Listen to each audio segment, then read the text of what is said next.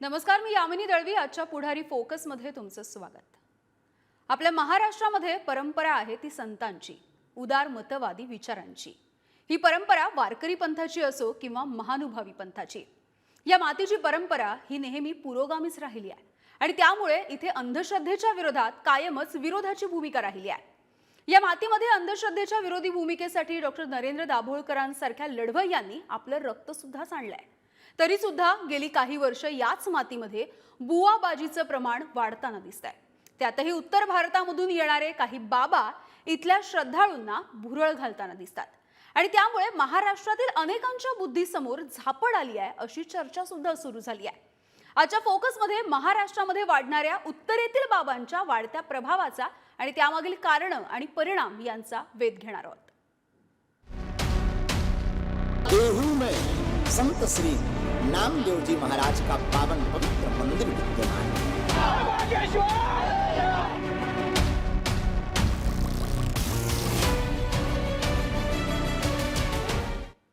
आणि या सगळ्या विषयी बोलण्यासाठी आपल्यासोबत आमच्या प्रतिनिधी पुण्याच्या प्रतिनिधी भाग्यश्री जाधव आपल्यासोबत आहेत. सोबतच अनिसचे अध्यक्ष अविनाश पाटील आपल्यासोबत जोडले गेलेले आहेत आणि त्यासोबतच पुण्यामधले भाजपचे सरचिटणीस पुनीत जोशी सुद्धा आपल्यासोबत जोडले गेलेले आहेत. तर एकंदरीतच या सगळ्या विषयी आपल्याला चर्चा करायची आहे. मात्र सुरुवातीला जाणून घेऊयात बागेश्वर बाबा आहेत तरी कोण. धीरेंद्र कृष्ण शास्त्री हे धार्मिक प्रवचनकार आहेत. बागेश्वर धाम सरकार आणि महाराज म्हणून ते ओळखले जातात. मध्य प्रदेशच्या छतरपूर जिल्ह्यातील गाहा गावच्या बागेश्वर धामचे ते पीठाधीश आहेत. धीरेंद्र शास्त्रींचा जन्म हा 4 जुलै 1996 रोजी झाला, म्हणजे सध्याचं त्यांचं वय 27 वर्ष. तर बागेश्वर महाराज धीरेंद्र कृष्ण शास्त्री यांनी BA पर्यंतचं शिक्षण सुद्धा घेतलंय आणि पुढे आजोबांच्या सांगण्यानुसार शास्त्री हे वयाच्या 9व्या वर्षापासून बालाजी महाराज यांच्या सेवेमध्ये दाखल झाले होते. तर संन्यासी बाबा आणि धामचा महिमा हा लोकांमध्ये पसरला. त्यामुळे मंगळवारी आणि शनिवारी लाखो भाविकांची बागेश्वर धामला भेट दिली जाते. तर गावांच्या नंतर शहरांमध्ये सुद्धा बागेश्वर बाबांच्या दिव्य दरबाराचं आयोजन केलं जातं. सोबतच रामकथा आणि हनुमान कथा सांगण्याचे कार्यक्रम सुद्धा ते करतात. गावामध्ये, शहरामध्ये आणि त्यानंतर देशाबाहेर सुद्धा त्यांनी रामकथा सांगण्याचे कार्यक्रम केलेले आहेत. आणि धीरेंद्र शास्त्री यांचा 14 जुलै 2022 रोजी लंडन मधल्या संसदेमध्ये सुद्धा सन्मान झालेला आहे. त्यामुळे आपण बघतो एकीकडे ही प्रसिद्धी तर दुसरीकडे वादग्रस्त वक्तव्य, या सगळ्यामुळे ते कायमच वादाच्या भोवऱ्यात असतात. तर काही दावे हे अंधश्रद्धेला खतपाणी घालतात असा आरोप सुद्धा त्यांच्यावरती होतो आणि अंधश्रद्धा निर्मूलन समितीनं अनेकदा बाबांना आव्हान सुद्धा दिलेलं आहे. त्यामुळे या सगळ्या विषयी आपण बोलूया. सुरुवातीला आपण जाऊयात अनिसचे अविनाश पाटील आपल्या सोबत आहेत. सध्या अविनाशजी, पुण्यामध्ये बागेश्वर बाबांचा हा कार्यक्रम होतोय. 3 दिवस या कार्यक्रमाचं आयोजन करण्यात आलंय. अनिसने मात्र याला आक्षेप घेतलेला आहे. तुमची नेमकी भूमिका काय आहे? बरोबर आहे.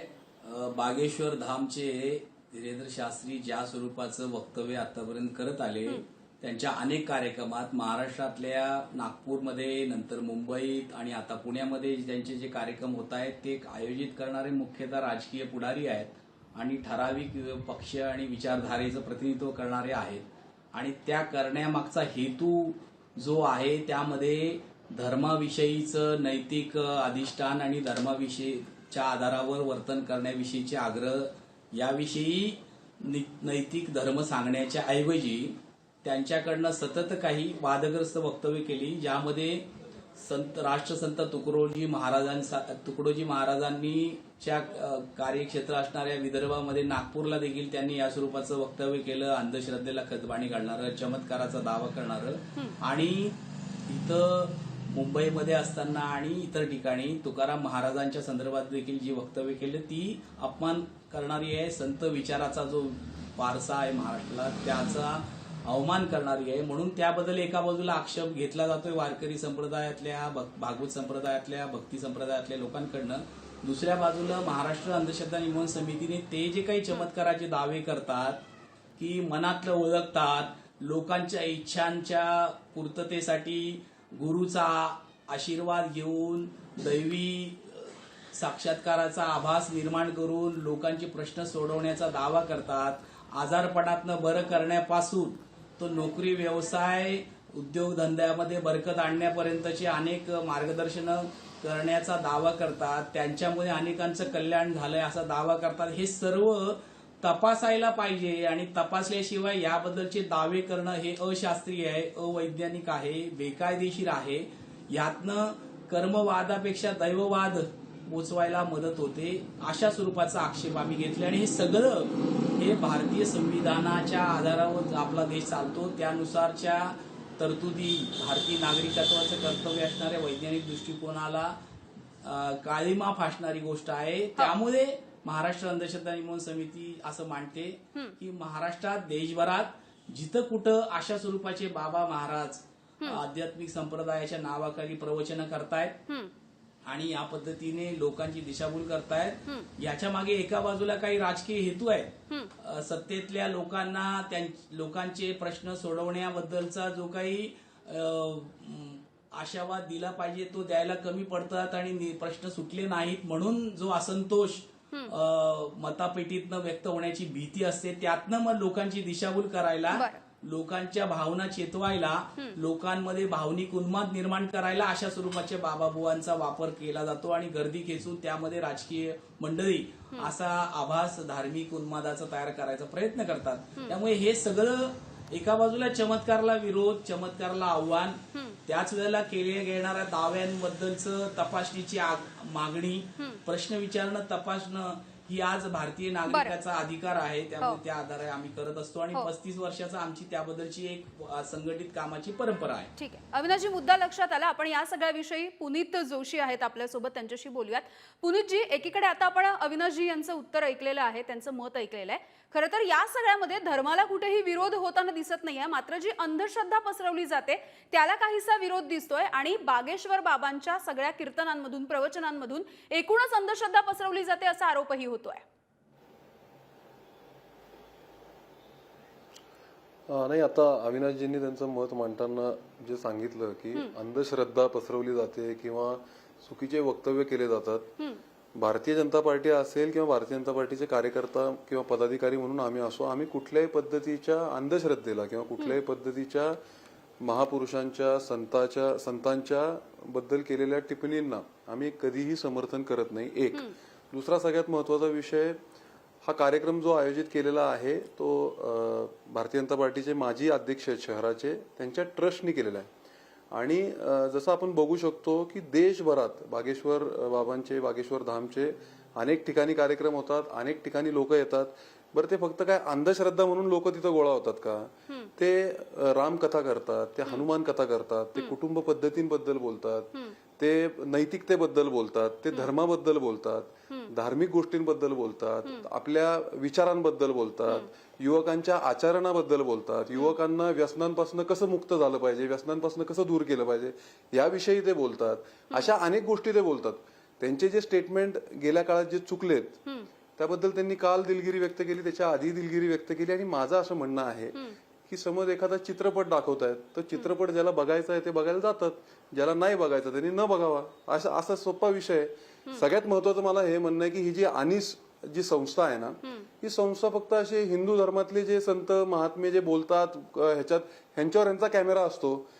पुण्यापासून 40 किलोमीटरवर तळेगाव आहे, मावळात आहे, तिथे ख्रिश्चन मिशनरी लोक आहेत, ते रांगा लावून लोकांच्या थांबल्या असतात, तिथं लोक तिथं थांबतात आणि डोक्यावर असं काहीतरी हात मारल्यासारखं करतात, असं फुंक मारतात आणि लोकांचे आजार बरे करतात. याच्यावर कधी आणीच जात नाही. अशा अनेक मौलवी आहेत जे वेगवेगळ्या पद्धतीचे उपचार करतात, वेगवेगळ्या पद्धतीच्या गोष्टी बोलतात. माझं म्हणणं इतकंच आहे की ज्या अंधश्रद्धा ही जी गोष्ट आहे त्याला आम्ही समर्थन करत नाही. धर्माबद्दल जे सांगतात, युवकांना प्रेरणा देणाऱ्या ज्या गोष्टी सांगतात त्याचं आम्हाला समर्थन आहे. पुनीतजी, आता आम्ही काही वक्तव्य दाखवणार आहोत. काल जो कार्यक्रम झाला त्यावेळेला सुद्धा बागेश्वर बाबा काय म्हणाले आणि याच्या आधी सुद्धा संत तुकाराम असतील, साईबाबा असतील यांच्याविषयी ते काय बोलले हे आपण ऐकूयात आणि त्यानंतर पुन्हा तुमच्याकडे येते. यही वो पूना है जो कला संगीत के क्षेत्र में उच्चतम है, ऐसी पावन भूमि. और यही वो पूना है महाराज जहां आलंदी जैसे पावन पवित्र स्थान पर संत श्री ज्ञानेश्वर महाराज ने अपने सूक्ष्म शरीर से समस्त जगत के कल्याण के लिए देह को भूमि में पंच तत्व में विलीन किया था।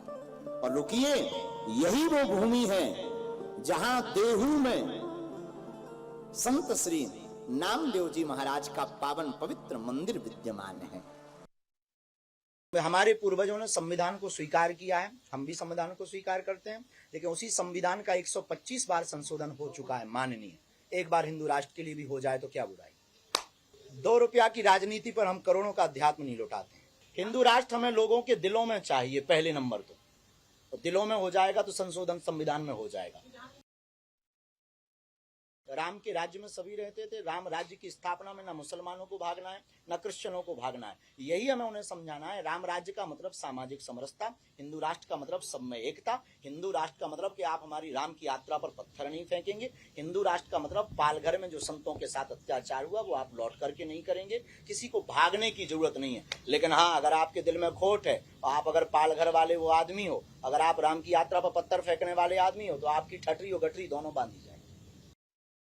संत तुकाराम महाराष्ट्र के एक ऐसे महात्मा जिनकी लुगाई रोज मारती थी, उन्हें रोज पीटती थी डंडे से।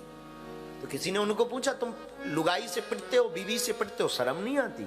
संत तुकाराम बोले, ईश्वर की कृपा है कि मुझे पीटने वाली लुगाई मिली। बोले, इसमें कृपा कौन सी हुई ईश्वर की? बोले, वाह, अगर प्रेम करने वाली लुगाई मिलती तो हम भगवान से प्रेम नहीं करते, लुगाई के ही चक्कर में पड़े रहते। पीटने वाली मिली तो वो मौका तो दे रही कि तुम मेरे चक्कर में कहां पड़ा, चल राम जी के चरणों में जा। साईं बाबा संत हो सकते हैं, फकीर हो सकते हैं, भगवान नहीं हो सकते। अब आपने कहा कि हिंदू धर्म से पूजा होती है, वैदिक धर्म से पूजा होती है, तो देखो भाई, ऐसा बोलना भी बहुत लोग इसको कंट्रोवर्सी में ले लेंगे, पर ये बोलना भी बहुत जरूरी हमें लग रहा है। देखो भाई, गीदड़ की खाल पहन कर कोई शेर नहीं बन सकता है। पुन्हा एकदा पुनीत जोशी यांच्याकडे जाऊयात। पुनीतजी, आता आपण यांची जी विधानं होती आतापर्यंतची ती ऐकलेली आहेत। नुकतंच तुम्ही ज्या पद्धतीने म्हणालात, धर्माचा उल्लेख सुद्धा तुमच्या बोलण्यामधून आलेला आहे। मात्र ज्यांना आपण मानतो असे जे संत तुकाराम महाराज आहेत किंवा साईबाबा आहेत, असे जे लोक आहेत, त्यांच्याबद्दल सुद्धा त्यांनी काही ना काहीतरी विधानं केलेली आहेत आणि पुन्हा एकदा त्यांच्यावरती टीका झाली, मग त्यांना माफी मागण्याची वेळ आली। या सगळ्याला सुद्धा तुमचं समर्थन आहे का? संत तुकाराम महाराजांवर असेल, सच्चिदानंद श्री, आम्ही जे साईबाबा ज्यांना म्हणतो, साईबाबांचं म्हणजे अख्खा महाराष्ट्र नाही तर देशभरातनं भाविक आहेत, त्यांच्याबद्दल केलेल्या वक्तव्याला आम्ही कधीही समर्थन करू शकत नाही। आमचं समर्थन त्या गोष्टीला कधीच नाहीये। त्याची त्यांनी जाहीर माफी देखील मागितलेली आहे। परंतु तुम्ही जेव्हा त्यांनी हिंदू राष्ट्राचा विषय सांगितला तेव्हा ते काय म्हणले की मुस्लिम असो ख्रिश्चन असो, हिंदू राष्ट्र म्हणजे काय फक्त हिंदूंचं राष्ट्र असं नाहीये, ती बाबा ती भावना सगळ्यांना समजावी, हिंदुत्व कळावं, एवढाच विषय त्यांनी सांगितला। त्या गोष्टीला आमचं समर्थन आहे। पण अशा प्रकारचे जे त्यांचे स्टेटमेंट चुकलेत त्याला आम्ही कधी समर्थन करणार नाहीत। आणि मी परत सांगतोय की हा कार्यक्रम जो आहे तो एका संस्थेने घेतलेला कार्यक्रम आहे, त्याला अनेक लोक बघायला जात आहेत। ज्यांना आक्षेप आहे त्यांनी तो कार्यक्रम बघायला जाऊ नये असं माझं आव्हान आहे। अनिसच्या मंडळींना तर आव्हान आहे, तुम्ही तिथं आजूबाजूला फिरकू पण नका, बघू पण नका कार्यक्रम, कारण बघण्यात पॉइंट पण नाही। पण मला असं वाटतं की अनिसवाल्यांनी जे भोंदू बाबा जे मिशनरीजच्या नावाने जे करतात त्यांच्यावर लवकरात लवकर कारवाई करावी। त्यांना माझं पूर्ण समर्थन असेल, माझ्याबरोबर मी कार्यकर्ते घेऊन त्यांच्याबरोबर येईल आणि ते सगळ्या अशा पद्धतीचे फुकट सल्ले देतात, खोट्या औषधं देतात, फूक मारून बरे करतात, अशांनाही दुरुस्त करणं, अशा भोंदू बाबांना पळवून लावणं देखील अनिसचं कर्तव्य आहे। आणि अनिसला माझी मागणी आहे की अनिसवाल्यांबरोबर मी स्वतः तिथे येईल आणि या सगळ्या लोकांना पळवून लावण्यात आपण तिथे काम करू। आपण अविनाश यांचं उत्तर घेऊयात। अविनाशजी, आता जसं पुनीतजी म्हणाले की तुम्ही त्यांचे जे काही कार्यक्रम होणार आहेत त्याच्या आजूबाजूला सुद्धा अनिसने फिरकू नये असं त्यांनी म्हटलंय। नाही, हे आम्ही धमकी समजायची का सूचना समजायची हा प्रश्न आहे। आणि फिरकू नये म्हणजे त्यांना ते पटत नाही म्हणून फिरकू नये म्हणतोय मी। परत आता तुम्ही म्हणाल की अनिसवाल्यांना धमकी दिली, अजिबात नाही। अनिसवाल्यांना ते पटत नाहीये म्हणून अनिसवाल्यांनी अप्रत्यक्षपणे असं सुचवण्याचा कार्यक्रम तुम्ही सतत करत असता, कारण बहुसंख्येच्या आणि लोक उन्मादाच्या नावाखाली या स्वरूपाचं धमकावण्याचे कार्यक्रम आपण देखील आणि अनेक तुम्ही प्रायोजित केलेले बाबा हे अहो, आम्ही नेहमीच नाही करत धमकवतो. असतात. तुम्हाला कशाला आम्ही काल धमकवतो? देखील काय पत्रकार संबंध? परिषदेमध्ये या तुम्ही स्वरूपाची आव्हान केलं भाषा, लोकांना, आम्ही नाही केलं काही. आम्ही अनिसवाल्यांना, तुम्ही म्हणले बागेश्वर बाबांचा नाही, गुरुजी, आपण त्यांचं उत्तर घेऊया. मी पुन्हा तुमच्याकडे येते. आव्हान देण्याची चर्चा करण्याविषयी तुम्ही समाजामध्ये आव्हान तुम्ही देण्याची समाजामध्ये चर्चेविषयी किंवा जेव्हा तुम्ही वातावरण खराब करायचं काम परिषदेमध्ये अनिसवाले करतात. विचारलं गेलं, आम्ही नाही करत. त्यावेळेला हे त्यांनी असंच म्हटलंय की माझ्या दरबारात या, असं एका बाजूला त्यांनी सांगायचं आणि दुसऱ्या बाजूला तुम्ही सांगायचं की तुम्ही फिरकू पण नका. म्हणजे हे जे काही आहे की या भानगडी, आमच्या भानगडीत पडू नका, आम्हाला विरोध करायच्या भानगडीत पडू नका. बोलतोय मी, तुम्हाला पटत असेल तर तुम्ही जाऊ. त्यांनी तुम्हाला बोलवलं असेल तर तुम्ही जावा, आपलं घर त्यांना साफ प्रश्न विचारा करण्याच्या तुमचं जे काय. आणि त्यांनी तर काल धर्मातल्या प्रेस कॉन्फरन्स मध्ये सांगितलं आणि की भूमाजी दूर त्यांनी करण्याच्या प्रेस ऐवजी कॉन्फरन्स मध्ये सांगितलं की ज्यांना काही या विषयात आक्षेप असेल समोर या, आपण समोर बोलून दूर करू. बागुल उभा करायचा ही पद्धत पहिल्यापासून आपली विचारधारेची प्रतिनिधित्व करणाऱ्या संघटना आणि नेत्यांची राहिलेली आहे. त्यामुळे आपले प्रश्न सोडवायच्या ऐवजी दुसऱ्याचं सांगण्याच्या पेक्षा माझं मत आहे की ज्या लोक तुमचे आयोजित करतायत हे सगळे आयोजन, बागेश्वर धामच्या धीरेंद्र शास्त्रींचं असेल किंवा सिहोरच्या मध्य प्रदेशच्या हे प्रदीप मिश्रांचं, हे गेल्या 2-5 वर्षातच ते कसे काय उदय आले आणि त्यांना एवढं मागणी वाढली, तर हे निश्चितपणे सुनियोजित षडयंत्र आहे. लोकांचं धार्मिक उन्माद आणि लोकांची दिशाभूल करण्याचं, आणि त्या मागे निश्चितपणे राजकीय विचाराचं काम, संघटना पक्षांचं नेत्यांचं काम आहे. म्हणून आम्ही हा आक्षेप घेतो की एका बाजूला संविधानाच्या आधारावर मिळालेल्या सोयी सुविधा आणि अधिकारांचा वापर करून सत्ता मिळवायची आणि त्याच वेळेला दुसऱ्या बाजूला काही लोकांच्या हस्तकांच्या माध्यमातून आपण हिंदू राष्ट्राची भाषा करायची. हा राष्ट्रद्रोह आहे. हा एका अर्थाने या देशाच्या संविधानिक अधिकारांच्या विषयीची प्रतारणा आहे आणि हे देखील सांगायला पाहिजे मला वाटतं. अविनाशजी, तुमचा मुद्दा लक्षात आला. मात्र आतापर्यंत बागेश्वर बाबांनी कोणकोणते वादग्रस्त दावे केलेले आहेत ते सुद्धा आपण एकदा बघूयात. बागेश्वर बाबांनी जे अनेक दावे केले ते वादग्रस्त ठरलेले आहेत. बागेश्वर बाबांच्या दाव्यांवरती अनिसनं वारंवार आक्षेप घेतलेला दिसतोय. यामधले कोणकोणते दावे ते आपण बघतोय. अपरिचित व्यक्तींच्या भूतकाळामध्ये घडलेल्या गोष्टी अचूकपणे कागदावरती लिहून दाखवणं, लोकांच्या मनात काय सुरू आहे ते ओळखणं, तर बागेश्वर बाबा थेट रावणासोबत फोनच्या माध्यमातून बोलले असाही दावा होतोय. बाबा कोणतेही आजार बरे करतात हे दावे आपण बघतोय बाबांचे. तर बाबा भूतप्रेत सुद्धा पळवून लावतात आणि लिंबाच्या माध्यमातून समाधान प्राप्त करून देतात. त्यासोबतच बागेश्वर बाबा हे ईश्वराचे दूत आहेत असाही दावा केला जातो. आणि या सगळ्याबद्दल आता अनिसने सुद्धा आरोप केलेले आहेत आणि आव्हान सुद्धा दिलंय, तेही बघूयात. तर अनिसचे आरोप काय आहेत आणि आव्हान काय ते सुद्धा बघूयात. बागेश्वर बाबा हे भारतीय राज्यघटनेच्या तत्वाशी विसंगत असे अशास्त्रीय दावे आणि भाष्य करतायत असं अनिस म्हणताय. सोबतच घटनेच्या तत्वाच्या विरोधी दावे आणि भाष्य करणाऱ्या बाबांवरती शासनाने जादूटोणा विरोधी कायदा आणि त्यासोबतच ड्रग्ज अँड मॅजिक ऍक्ट आणि तत्सम कायद्याच्या नुसार कारवाई करावी. संतांच्या संबंधी बागेश्वर बाबांचे जे काही वक्तव्य होती, बदनामीकारक किंवा अब्रू नुकसानकारक वक्तव्य होती, या सगळ्यावरती सुद्धा भारतीय दंड संहिता आणि तशाच तत्सम कायद्याच्या नुसार कारवाई व्हावी. तर बाबांच्या अशास्त्रीय दाव्यांची उकल केली जावी आणि शास्त्रीय विचारधारा समाजामध्ये रुजवण्यासाठी प्रयत्न व्हावे. तर या दाव्यांच्या विरोधामध्ये अनिसच्या मार्फत शास्त्रीय माहिती आणि वैज्ञानिक दृष्टिकोनामधून प्रसार सुरू ठेवणं हे काम सुरू आहे. याला शासनाने आणि शासन व्यवस्थेने पाठबळ द्यावं अशी त्यांची मागणी आहे. तर बागेश्वर बाबा करत असलेले दावे सिद्ध करण्याचं आव्हान आता अनिसने दिलेलं आहे. तर राज्यामध्ये सोयीच्या ठिकाणी नियंत्रित परिस्थितीमध्ये दावे सिद्ध करण्याची प्रक्रिया पार पाडावी असंही अनिस म्हणतेय. आणि जर बाबांचे हे दावे सिद्ध झाले तर 21 लाख रुपयांचं बक्षीस दिलं जाईल असं अनिसनं म्हटलंय.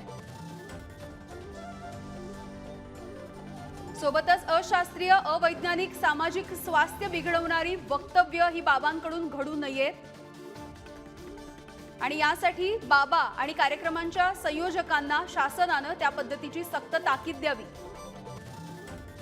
प्रचलित कायद्यांच्या विसंगत विधानं, भाष्य, वक्तव्य, इशारे किंवा कृत्य घडलं तर या बाबांवरती गुन्हा दाखल केला जावा. आणि याविषयी बोलूयात पुन्हा एकदा. पुनीत आपल्या सोबत आहेत, पुनीत जोशी. पुनीतजी, आता आपण हे दावे वगैरे बघितलेले आहेत आणि याला अनिसनं आव्हान सुद्धा दिलंय. जे जे काही दावे केले जातात त्याकडे तुम्ही नेमकं कसं बघताय? नाही, मी सुरुवातीला पण सांगितलं की ज्या अंधश्रद्धाशी निगडीत ज्या गोष्टी आहेत त्याला समर्थन आमचं नाही. एक. दुसरं, संविधानाने सगळ्यांना अधिकार दिला आहे, अनिसच्या ह्यांना पण अधिकार दिला आहे. त्यांनी त्या पद्धतीने त्यांच्यावर कारवाई करावी, त्या पद्धतीने मागणी करावी, त्या पद्धतीनं कोर्टात जावं. आणि ते म्हणतायत, आणि बागेश्वर बाबा जे आहेत ते काल आले, त्यांनी असंही सांगितलं की बाबा ज्यांना आक्षेप आहे त्यांना 1 to 1 आपण तुमचे जे प्रश्न आहेत ते सोडू, बोलू, त्याच्याबद्दल चर्चा करू. आता जेव्हा बागेश्वर बाबा म्हणतायत की आम्ही बोलायला तयार आहोत, अनिसवाले म्हणतात की आम्हाला त्यांना समोरासमोर खरं खोटं करायचंय, दोघांनी बघावं काय करायचंय काय नाही ते. तर आपण काय, आम्ही काय म्हणणार आहे? जसं बागेश्वर बाबा म्हणतात की मी बोलायला तयार आहे, समोर या, तुमचे सगळे प्रश्न मी प्रश्नांची उत्तरं द्यायला तयार आहेत. अनिस पण म्हणते की आपण कुठेतरी जे काय आहेत ते आमचे दावे ते जाहीर करावेत. ते तयार आहेत, हे तयार आहेत. आमची गरज काय? माझं म्हणणं आहे की हा जो कार्यक्रम पुणे शहरात आयोजित केलेला आहे तो रामकथा आहे, हनुमान कथा आहे, रामायणातल्या गोष्टी आहेत, हनुमानाचं शौर्य आहे, ह्या सगळ्या गोष्टी सांगण्याची कथा, त्याला आम्ही तसं बघतो. आता अनिसचा जो आक्षेप आहे तो अनिसनी तो आक्षेप जो आहे तो कायदेशीर जे काय असेल ते अनिसनी प्रक्रिया पूर्ण करावीत. आमचं काही म्हणणं नाही त्याच्यावर. बरं, ठीक आहे. अविनाश पाटील आहेत अनिसचे. अविनाश, अनिसनी बागेश्वर बाबांसारखं, मी जसं मगाशी सांगितलं, बागेश्वर बाबांबरोबर जे भोंदू बाबा जे सगळे असतात ना, मिशनरी लोक आणि जे मौलवी असतात ना, त्यांच्यावर पण कारवाई केली जोशीजी, पाहिजे. आता मला जे म्हणायचं ते पण ऐकून मला घ्या ना. धन्यवाद, मी पुढारीचं मानतो. आपण- त्या निमित्ताने अनिसवाल्यांची मला संपर्क जी, आपण अविनाश यांना बोलायला देऊयात. अविनाशजी, आता जे आव्हान दिलेलं आहे अनिसनं ते आता बागेश्वर बाबा स्वीकारणार असल्याचं बोललं जात आहे. अनिसचं पुढचं पाऊल काय असेल? अनिस त्यांच्या इथे जाऊन या सगळ्या विषयी काही बोलणार आहे का, किंवा हे जे आव्हान दिलेलं आहे त्याविषयी काही केलं जाणार आहे का? होय. धीरेंद्र शास्त्रींनी जे काही पत्रकार परिषद सांगितलं की माझ्या दरबारात या आणि बोला, आम्ही म्हटलंय की तुमच्याही दरबारात नको आणि आमच्या ऑफिसला नको, आपण जिल्हा प्रशासनाच्या पुढाकाराने त्रयस्थपणे तज्ज्ञ समितीच्या समोर याबद्दलच्या नियंत्रित परिस्थितीमध्ये याविषयीचं वादविवाद घेऊया, पत्रकार मंडळींना उपस्थित ठेवूया आणि त्यामध्ये आपण समोरासमोर बोलूया. त्याबद्दल त्यांची तयारी असेल तर आम्ही याबद्दल जिल्हा प्रशासनाला विनंती करतो. कारण जिल्हा प्रशासन असो, राज्य सरकार असो, सत्ताधारी पक्ष आणि राजकीय नेते असो, यांनी यामध्ये बघ्याची भूमिका न घेता बरोबर भारतीय संविधानाच्या आधारावर त्यांची जी जबाबदारी आहे, संविधानिक कर्तव्य आहे, त्यानुसार या स्वरूपाच्या गोष्टींमध्ये पुढाकार घेऊन कार्यवाही करणं आवश्यक आहे.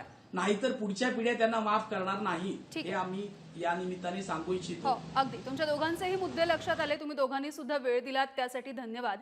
त्यामुळे श्रद्धा हा खरं तर भावनिक विषय आहे, प्रत्येकासाठीच तो असतो. त्यामुळे पुढारी न्यूज श्रद्धेचा कायमच सन्मान करतं. पण त्याच वेळेला महाराष्ट्राच्या पुरोगामी परंपरेला छेद देणारं जर काहीही असलं तर त्याबद्दल वेगळी भूमिका सुद्धा पुढारी न्यूजवरती दाखवली जाणार आहे. संत तुकारामांच्या शब्दामध्ये सांगायचं तर, तुका म्हणे आम्ही जाणो त्याप्रमाणे, ठकावे हे जन तैसे न हो. म्हणजेच कोणीही यावं आणि फसवावं इतके काही आम्ही मूर्ख बावळट नाही आहोत. आम्हाला सत्य काय आहे, असत्य काय आहे ते कळतंय. त्यामुळे या सगळ्याकडे ढळढळीत नजरेनं बघूयात आणि विचार करूयात. त्यानंतर आजच्या पुढारी फोकसमध्ये वेळ झाली इथेच थांबण्याची. पाहत रहा पुढारी न्यूज. देहू में संत श्री नामदेव जी महाराज का पावन पवित्र मंदिर विद्यमान है।